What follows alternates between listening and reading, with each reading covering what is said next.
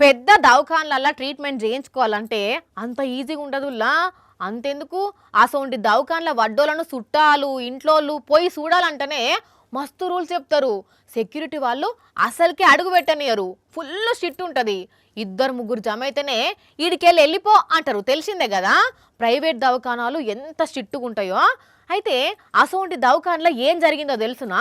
Doctor వేషం కట్టి సీదా పేషెంట్ దగ్గరకు పోయి మాయ మాటలు చెప్పి మత్తు ఇంజెక్షన్ ఇచ్చి పేషెంట్ పెయ్యి మీదున్న బంగారం అంతా ఎత్తుకపోయింది. సికింద్రాబాద్లా ఇగో ఈ దొంగ డాక్టరు అగ చూడుండ్రి సీసీ కెమెరాలా ఎంత దర్జాగా ఒరిజినల్ డాక్టర్ లెక్క నడుచుకుంటూ వచ్చిందో, నర్సుల దగ్గర నుంచి సెక్యూరిటీల వరకు అందరినీ ఎట్లా మేనేజ్ చేసిందో చెప్పవే అన్న.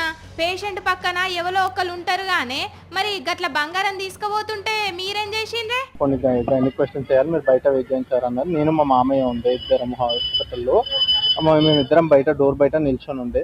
అబ్బర బిడ్డ ఇన్నారులా దొంగ డాక్టరు ఎసొంటి తెలివి చేసిందో, పేషెంట్ను కొన్ని క్వశ్చన్లు అడగాలి మీరుండొద్దు అని బయటకు పంపి బంగారం అంతా కొట్టేసి అవతల పడ్డదట. ఎన్ని తులాలు ఎత్తుకపోయిందే అన్న మీ అమ్మ బంగారం? మరి పుస్తల తాడు పోయింది 7 తులాలు, మాటీలు కమ్మలు ఒక 2 తులాలు, గాజు ఒకటి. అయ్యో భగవంతుడా, ఇన్నారులా దగ్గర 10 తులాల బంగారం అయినా 15 లక్షల వరకు పోయినట్టే లెక్క.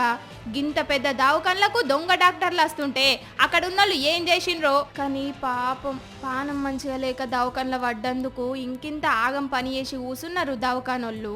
మరి పోలీసులు ఎప్పుడు పట్టుకుంటారో, దొంగ డాక్టర్ దొరుకుతుందో దొరకదో తెలియదు. కానీ చూడుండ్రి ఎసొంటి కథ జరిగిందో.